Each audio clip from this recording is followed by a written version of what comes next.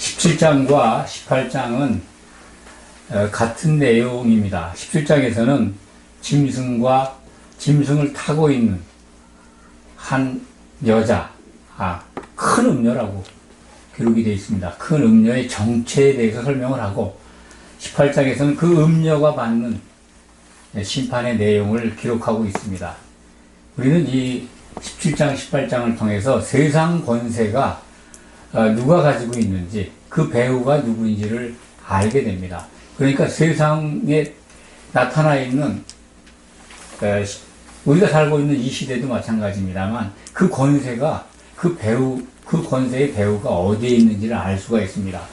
기독교 국가라고, 예수를 믿는 신자라고, 지도자가, 그래서 그것이, 그 권세가 하나님께로 나온 것으로 생각할 수도 있습니다만, 성경을 통해서 보면 세상에 나타나 있는 권세는 전혀 그렇지 않습니다. 그 사람이 교회를 이루고 있다면 하나님의 통치 가운데 교회의 지체로서 인도함을 받을지는 몰라도 세상에 나타나 있는 사람을 통해서, 나라를 통해서 나타나 있는 권세는 배후가 누구인가는 성경에 분명히 나타나 있습니다.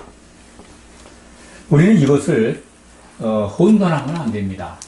17장 1절에 보면 큰 음녀가 어디에 앉아 있냐면 많은 물 위에 앉아 있습니다. 그런데 그 음녀가 받을 심판을 지금 보여주시겠다고 하고 있습니다. 큰 음녀, 또 음녀가 앉아 있는 많은 물, 그것부터 설명을 드리겠습니다.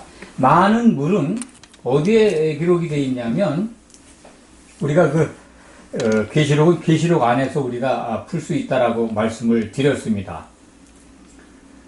기억하십니까? 그 여자가 앉아있는 물은 세상이다 라는 것이 18장 이 자체에서도 우리에게 일러주고 있습니다. 15절에 보시면 이렇게 되어 있습니다. 또 천사가 내게 말하되 내가 본 바 음녀가 앉아있는 물은 백성과 무리와 열국과 방언들이다.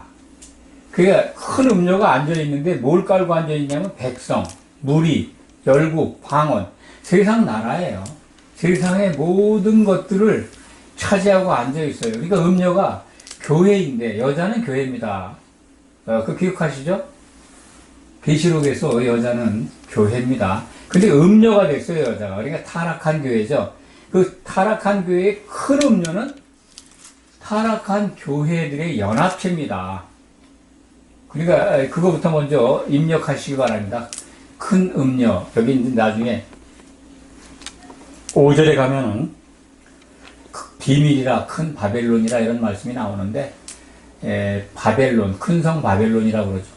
이게 이제 타락한 교회의 연합체다. 일사불란하게 이제 교회가 조직되어 있는 이 시대에 우리가 보고 있는 로마 카톨릭 보시면 그렇죠? 아주 우두머리가 딱 교황이 자리를 잡고 있는데, 어쨌든 그런 형태의 타락한 교회가 있다면 그런 형태의 조직력을 가진 그 우두머리, 그걸 이제 큰 음녀, 바벨론으로 이해하시면 됩니다. 그가 마지막 예수님 오시기 전에 이제 심판을 받는데 그걸 보여주겠다, 그런 말씀입니다. 2절에 보면 땅의 임금들도 그와 더불어 음행했다. 땅은 교회로 입력이 되어 있으실 겁니다. 땅은 계시록에서 교회입니다. 예수님의 몸이죠. 하나님이 얻고자 하시는 그 교회가 타락을 했어요. 그 큰 음녀 때문에. 물론 음녀의 배후에 누가 있는가는 이제 우리가 또 확인하게 됩니다. 땅의 임금들이라고 하는 것은 교회의 왕들이잖아요. 왕. 성도들입니다. 이 부분을 또 잘 납득이 안 가는 분들도 있는데, 먼저 갖고 있는 선입견 때문에 그렇습니다. 땅의 임금들은 무슨 교회의 지도자들이다, 그렇지 않습니다. 성도들입니다. 성도들까지 다 포함하는 겁니다. 그와 더불어 음행했다.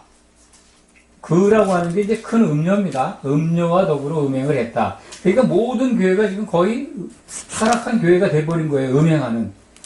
그 땅에 사는 자들도 그 음행이 포도주에 취하였다고 하고, 이게 임금과 땅에 사는 자들, 땅에 산다고 하는 것이 성도 말고 아마 왔다 갔다 하는 사람들이라고 이해하시면 될 겁니다. 그 음행의 포도주에 취했다.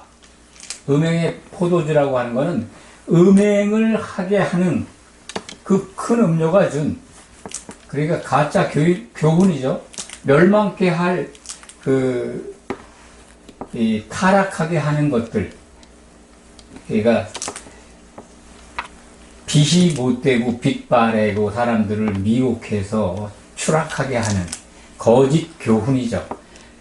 한마디로 말해서 교회를 미혹하고 교회를 멸망의 길로 인도하는 모든 가르침과 교훈, 그게 음행이지 않습니까? 예수님을 바라보아야 할 예수님의 신부가 다른 대상을 바라보게 하는 것, 그게 바로 음행하게 하는 거죠. 음행의 포도주라고 하는 거는 여기서 말하면 이제 심판을 받을, 정말 벌을 받을 포도주입니다. 포도주라고 하는 게 이제 계시록에서는 구약 성경이나 다른 데서는 포도주가 이제 뭐라 그럴까요? 선한 과일, 포도가 이제 뭐 이스라엘을 상징하는 과일 중에 하나인데 포도나무. 근데 포도주, 계시록에서 포도주는 음행과 관련이 있고 심판받는 피를 지칭합니다. 그러니까 피를 흘려야 된다는 거죠. 벌을 받아야 되는 음행의 일들을 했다. 포도주에 취했다. 그렇게 이해하시면 됩니다. 3절에 보면 성령으로 나를 데리고 광야로 갔다. 그런데 천사가 자기를 이제 뭐 데리고 간 것이 아니라 성령으로 나를 데리고 갔다라고 표현이 되어 있잖아요. 말이 좀 이상합니다. 그럴 때 이미 그렇기 때문에 이 성령은 영입니다. 요한의 영이 여행을 하는 겁니다. 여행을 해서 광야로 갔다. 교회 시대로 갔다는 겁니다. 교회 시대로. 지금까지 16장까지는 셋째 하늘에서 그 예수님 오시기까지 쏟아지는 재앙들을 보았습니다. 그런데 17장에서는 교회 시대로 가서 영으로 교회의 타락한 모습들, 그 교회 시대의 성도들을 미혹하는 그 큰 성 바벨론, 짐승을 타고 있는 여자를 보는 거죠.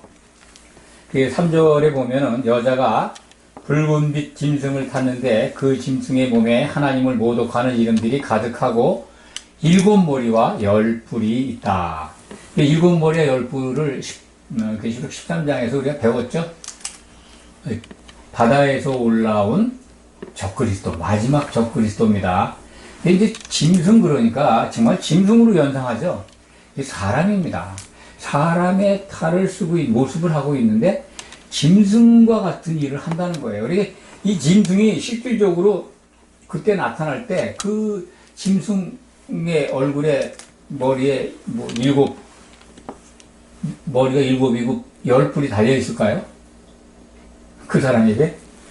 그런 건 아니죠. 영적으로 보니까 그 짐승의 그 모습을 영적으로 보니까 사람의 육안으로 보는 모습은 아닐 겁니다. 그런 게 보인다는 거죠. 그러니까 그 짐승이 누구인가를 지금 설명해 주는 거예요, 미리.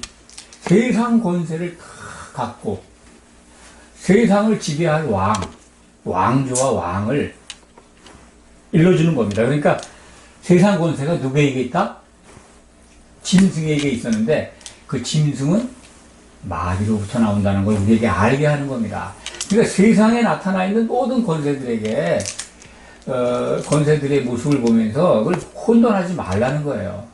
그걸 미리 보여주시는 거예요. 그러니까 우리에게, 이 시대를 사는 우리들에게도 이 땅에 지금 나타나 있는 세상의 권력, 권세를 가진 나라들이 얼마나 많습니까? 뭐 독재자건 선한 지도자건 간에 땅에 속한 권세는 다 누구에게 온다? 그냥 생각을 간단하게 하세요. 교회와 관련 없는 세상 속에 사는 권세는 다 지금 마귀에게서 나온 겁니다. 이 지금 3절에 보면 그 짐승의 몸에 하나님을 모독하는 이름이 그냥 가득하잖아요. 4절에 그 여자, 바로 그 큰 음녀입니다. 자줏빛과 붉은빛 옷을 입고 아주 이 붉은색 옷을 좋아해요. 하나님의 색은 흰색입니다. 예수님을 상징하는 것은 하얀 세마포시죠. 기억하시기 바랍니다. 금과 보석과 진주로 꾸몄어요. 금, 보석, 진주. 혹시 계시록 21장을 읽어보신 분들은 아실 겁니다. 새 예루살렘 성의 그 모습이 성 안은 정금으로 되어 있습니다. 우리에게 그렇게 요한에게 그렇게 보여진 거죠. 하나님께서 영으로 보여주신 거고 실질적으로 아마 그런 모습으로 나타날 거라고 봅니다. 그런데 보석은 여러 가지 그 12보석의 그 기초석을 이루고 있습니다. 그리고 성벽은 벽옥으로 되어 있고요. 그리고 그 새 예루살렘의 문은 그 진주로 되어 있습니다. 12문은 12진주로 되어 있습니다. 그렇기 때문에 우리들은 이 여자가 큰 성 바벨론, 타락한 교회의 연합체 우두머리죠. 이 여자가 하나님의 목적을 정확하게 아는 것 같아요. 새 예루살렘의 소재들을 다 알아요. 그래서 그 여자가 지금 하나님이 원하시는 그 새 예루살렘에 꾸며져 있는 금, 보석, 진주로 자기를 꾸미고 있어요.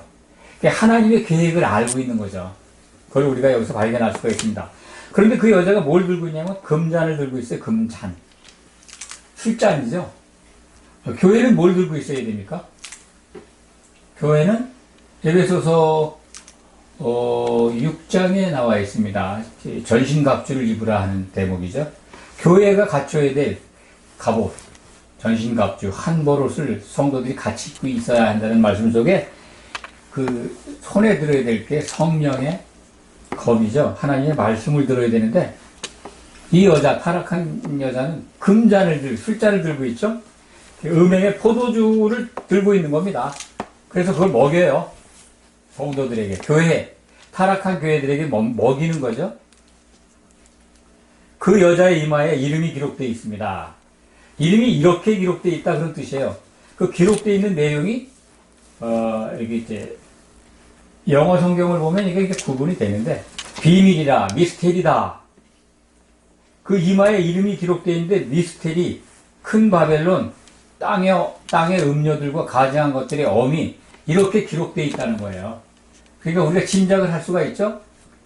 땅의 음료들, 교회의 모든 타락한 교회의 가증한 엄이다. 교회를 타락하게 한 엄이라는 거예요. 그러니까 교회가 얼마나 이렇게 조직화된 교회가 전부 다 타락한다는 겁니다. 그 큰 성 바벨론, 큰 음녀, 이렇게 우리는 기억하시면 됩니다. 그것에 대한 심판이 18장에 나옵니다. 6절에 보면 이 여자가, 이 큰 성 바벨론이 성도들의 피, 그러니까 교회의 지도자, 최고의 지휘자가 올바른 믿음을 갖고 있는 성도들을 죽여요. 다른 사람이 죽이는 게 아닙니다. 참 안타깝죠. 성도들을 핍박하고 죽이는 자가 큰 성 바벨론, 이 큰 음녀예요. 예수의 증인들 죽인 거, 물론 이제 성경적으로는 사도들을 예수의 증인이라고 그러죠. 사도들의 말을 듣고 예수의 증인이 된 사람들 다 이제 순교당한 내용들을, 교회 시대에 순교가 있었던 것을 이제 사도 요한이 보게 되는 겁니다. 그러니까 예수님이 오시기 전에 교회의 타락상을 보여주는 겁니다. 교회 시대에. 그런데 그걸 보고 이제 교회의 우두머리, 지도자, 그 큰 음녀에 의해서 교회의 성도들이 죽임을 당하고 피를 흘린 내용을 보니까 요한이 얼마나 놀랐습니까? 6절이 그 내용입니다. 그 여자를 보고 놀라잖아요. 우리는 지금 납득이 안 가고 이해가 안 갈지 모릅니다. 그런 일이 있을 수도 있을까? 예수님 오시기 전에 그런 일들이 있을 겁니다. 지금도 있었던 있다고 봅니다. 예수를 믿는 자들에 의해서 노선이 다르다고 해서 많은 사람들이 죽었습니다. 그 중세를 지나면서 엄청나게 많은 사람들이 죽었습니다. 종교 개혁 후에도 많이 죽었습니다. 그걸 참고로 아시기 바랍니다. 7절에 보면 이제 요한에게 그가 탄 7머리, 그 음녀죠. 큰 음녀가 탄 7머리와 10뿔 가진 짐승의 비밀을 일러주겠다. 우리는 13장을 통해서 어느 정도 배웠습니다. 8절 이하가 8절부터 13절까지가 짐승과 음녀에 대한 비밀을 지금 기록하고 있습니다. 보시면 8절에 보면 내가 본 짐승은 전에 있었다가 지금은 없으나 장차 무저갱으로부터 올라와 멸망으로 들어갈 자다. 무저갱에 있다는 겁니다. 그러니까 뭡니까? 무저갱에 들어가 있는 존재가 귀신들입니다. 마귀의 수절들이 일을 하다가 일이 끝나면 기각이 차면 무저갱에 들어가 있다가 또 때가 되면 나와서 활동하고 그러는데 창세기 10장에 나타났던 니므롯, 구스의 아들 니므롯이 세웠던 최초의 제국이 바벨론입니다. 근데 그 짐승이 전에는 있었는데 지금은 없다는 게 그를 연상하시면 돼요. 그가 13장에서 우리가 배웠죠. 짐승의 수가 바로 구스의 아들 니므롯의 이름의 수다. 그러니까 그걸 얘기하는 겁니다. 그가 나타난다는 거예요. 무저갱으로부터 올라온다는 거예요. 그게 나타나는 게 뭘로 나타나느냐?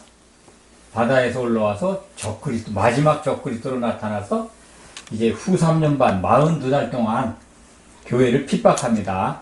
그걸 지금 다시 한번 우리에게 일러주는 거예요. 세상 권세를 가진 자뿐만 아니라 세상에서 나오는 짐승 뿐만 아니라 교회에서 나오는 짐승도 있죠. 13장에서 우리가 거짓 선지자라고 우리가 살펴보았습니다. 8절에 보면 이제 창세 이후로 그 이름이 생명책에 기록되지 못한 자들이 다시 전에 있다가 나온 짐승을 보고 놀란다는 거예요. 그러니까 이름이 기록되지 못한 것, 이거 꼭 기억하시기 바랍니다. 교회에 들어와서 복음을 받아들이면 은혜로 영이 살아난다고 말씀드렸습니다.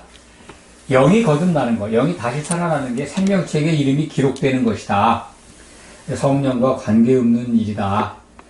이 이름이 거듭난 자들이 교회에 들어와서 성령으로 하나 되는 것이 우리가 신앙생활하는 이를테면 본게임이죠. 본게임을 우리는 지금 하고 있는 겁니다. 그러니까 영이 거듭나지 않은 자들이 교회에 있었는데 그들이 다 짐승을 보고 놀라죠. 전부 다 이제 짐승을 따라다닙니다. 경배하고. 9절은 이제 말씀을 드렸습니다. 여자가 앉은 7산, 7머리, 7제국이죠. 그러니까 7제국이 있는 동안에 복음을 말한다고 하지만, 하나님의 말씀을 받았다고 하지만, 세상 나라에 속한 자에게 이용당하는 거죠. 그런 것도 우리가 발견할 수 있습니다. 10절에 보면 7왕, 근데 7산이 7제국의 왕이라는 거죠. 5은 망하였고 하나는 있고 다른 하나는 아직 이르지 아니하였으나 이르면 반드시 잠시 동안 머무리라. 7제국에 대해서 말씀을 드렸습니다. 5은 망했다. 이제 앞에 있는 구바벨론, 다음에 애굽, 그 다음에 애굽을 멸망시킨 신바벨론, 그 바벨론을 멸망시킨 페르시아, 메데바사, 그 다음에 그 나라를 멸망시킨 헬라, 그리고 헬라를 멸망시킨 로마. 지금 로마가 이 시대의 연장에 있는 때다라는 말씀을 드렸고, 아직 하나는 이르지 않았다 하는 것은 이제 바로 그야말로 이르지 않았습니다. 11절에 보면 전에 있었다가 지금 없어진 짐승, 그 8째 왕이 7에 속한 자 중에 나타납니다. 이 적그리스도로 나타나가지고 이제 교회를 아주 표를 안 받으면 다 죽이니까요. 그걸 기억하시면 됩니다. 12절에 보면 내가 보던 열불은 열왕인데 이거는 이제 짐승이 나타나요. 마지막 짐승이 나타나가지고 나타났을 때 그 짐승과 더불어서 열 왕이 나타나가지고 세상 권세를 가지고 교회를 핍박하는데 그 교회를 핍박하기 전에 열 왕이 짐승에게 모든 권세를 줍니다. 짐승이 그러니까 완전히 이 세상 지구에 있는 모든 권세를 갖고 세상과 교회를 다스리게 되죠. 핍박을 하고 교회는 아주 짐승에게 경배하지 않으면 다 죽임을 당하는 그러한 후 3년 반 동안의 재앙을 우리가 13장에서 통해서 우리가 보았습니다. 14장에 보면은 이제 14장은 이제 드디어 우리에게 소망의 장면이 나타납니다. 어린 양이 재림하면서 이제 싸웁니다. 그 싸우는, 그러니까 후 3년 반 끝나고 재림까지 45일간으로 우리가 계산을 하면 그때 많은 재앙이 쏟아지는데 그것을 7 천사에 의해서 7 재앙이 쏟아진다 하는 걸 살펴보았죠. 그러니까 그 기간 동안에 전쟁이 일어나는 것 같습니다. 어린 양이 만주의 주 만왕의 왕으로 나타나서 전쟁을 하는데 이 부분은 19장 11절 이하에 어린 양이 백마를 타고 나타나서 싸우는 장면이 기록이 되어 있습니다. 그때 19장을 통해서 살펴볼 때 자세히 말씀을 드리도록 하겠습니다. 15절 말씀을 보면은 그 천사가 앉아있는 물, 다시 한번 설명이 나오죠. 백성과 무리와 열국과 방언들이라. 17장 1절에 그 물 위에 앉은 큰 음료, 이거를 15절에서 다시 설명을 해주고 있죠. 물, 그 음료가 앉아있는 물이 이런 것이다. 모두의 말씀을 드렸습니다. 16절에 이제 그 열불과 짐승, 그 짐승에 대해서 그 열불이라고 하는 것은 세상에 속한 열왕인데 아직 안 나타났죠. 짐승 마지막 때 나타날 겁니다. 그 나타나가지고 짐승에게 모든 권세를 줘서 한 마음으로 세상을 통치하고 교회를 핍박하게 되는데, 그런데 그들이 음료를 그때 가서 실컷 이용을 하죠. 그때까지는 이제 큰 음료가 자기에게 속한 타락한 교회의 성도들을 다 죽이잖아요. 죽이고 탄압을 하는데 그 음료를 실컷 이용을 하고 16절에 가서는 미워하고 망하게 하고 벌거벗게 해요. 그리고 그의 살을 먹고 불로 아주 살라요. 그러니까 짐승이 얼마나 교활한가. 이 교회, 타락한 교회의 우두머리를 축혀 세워서 다 이용을 하고 마지막에는 음료를 미워하고 망하게 하고 벌거벗게 하고 그의 살을 먹고 아주 불로 사른다는 거예요. 아니 한마디로 말해서 토사구팽 같은 사냥개를 사냥할 때 잘 이용하고 사냥이 끝난 다음에 용도가 끝나니까 잡아먹는 그런 것과 똑같은 큰 음료가 이용만 당하고 불로 아주 사르는데, 이들은 지금 짐승한테 당하지만 예수님이 그리스도의 심판대에서 이들을 깊은 바다에 던집니다. 그것이 이제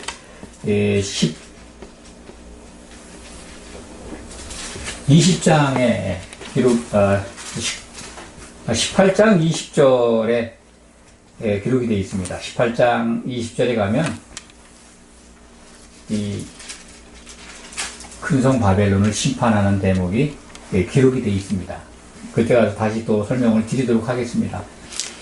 17절, 18절은 17장 지금까지 우리에게 일러주신 내용을 다시 한번 이렇게 설명해주는 대목입니다. 이들이 이런 권세를 가진 것은 짐승과 그 세상 나라의 권세를 받은 열불, 이들이 이런 권세를 행한 것은 하나님이 자기 뜻대로 할 마음을 그들에게 주었다는 거예요. 하나님이 허락하신 겁니다. 안타깝지만 하나님의 계획 속에 있는 내용들이에요. 그래서 하나님이 우리에게 보여주신 이 마지막 예언서를 주목해서 볼 필요가 있는 겁니다. 하나님이 왜 이렇게 하셨을까? 마귀가 이렇게 하도록 그냥 내버려 두신 것인가? 아닙니다. 하나님이 그렇게 하도록 허락하셨다. 뜻대로 할 마음을 그들에게 주셨다는 거예요. 하나님의 말씀이 응할 때까지. 그게 언제냐? 예수님이 오실 때까지. 그것이 이제 42달, 후 3년 반 기간 동안에 이런 권세를 가지고 짐승은 교회를 탄압할 것이고, 그 전에 교회 연합체인, 타락한 교회의 연합체, 큰 성 바벨론은 예수의 피와 성도들의, 성도들의 피와 예수의 증인들의 피에 취해 있어요. 그러니까 음행의 포도주 잔을 들고 있고, 그것을 마시고, 자신도 마시고, 땅의 임금들도 취하게 한다 하는 겁니다. 교회가 그렇게 그냥 완전히 소망이 없을 정도로 타락해진다 하는 것을 우리에게 지금 17장에서 보여주는 거예요. 18절에 보면 내가 본 그 여자, 큰 성 바벨론이죠. 음녀죠. 큰 음녀는 땅의 왕들을 다스리는 큰 성이라 하더라. 큰 성 바벨론이라는 거죠. 이 교회 연합체가 땅의 왕들을, 교회의 성도들을 다스리는 교회 연합체인데, 그 연합체가 타락을 해서 짐승에게 쓰임을 받아서 성도들을 죽이고 하나님께 대적하는, 음행을 하는 그러한 상황이 온다는 겁니다. 그러면 이걸 왜 우리에게 자세하게 보여주셨을까요? 그런 날이 오기 전에 우리는 미리 깨어서 마지막 예언서를 주목해서 보면서 잘 준비하라는 겁니다. 승리하라는 겁니다. 이기는 자가 되면 이런 상황이 와도 우리는 승리할 수 있습니다. 미리 이런 것들을, 이런 재앙들을, 이런 환경들, 이렇게 된 모든 것들을 미리 보았기 때문에 깨달아 알 거 아닙니까?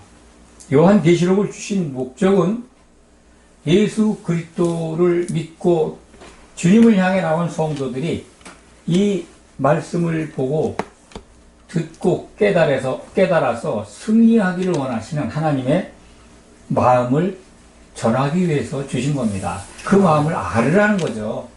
그러니까 성경에 호기심을 채우기 위해서 계시록을 공부한다? 그런 생각 버리시기 바랍니다. 성경을 잘 알아서 내가 성경 지식을 많이 채워서 누구한테 가르쳐 줘야지, 그런 생각도 필요하지만 그런 생각 갖지 마세요. 나부터 정말 내가 깨어서 준비해야 되겠구나. 이런 때가 오는구나. 이게 하나님이 주신 마지막 예언인데 이게 거짓말입니까? 그렇지 않습니다. 상징으로 보고 안 봐도 된다라고 하는 거짓 교훈에 빠지지 마시기 바랍니다. 기도하겠습니다. 아버지 하나님 감사합니다. 마지막 때 주님 오시기 직전에 일어나는 교회의 상황들을 보면 참으로 안타깝고 너무나도 참으로 인정할 수 없고 어떻게 그것을 받아들여야 할지 당황스럽기는 하지만은 하나님이 우리에게 주신 예언의 말씀이기에 믿고 받아들입니다. 그래서 우리는 이것을 보므로 깨어서 주목해서 보고 그리고 승리해 나갈 수 있을 거라는 확신이 듭니다. 이 말씀을 가르쳐 주셔서 감사합니다.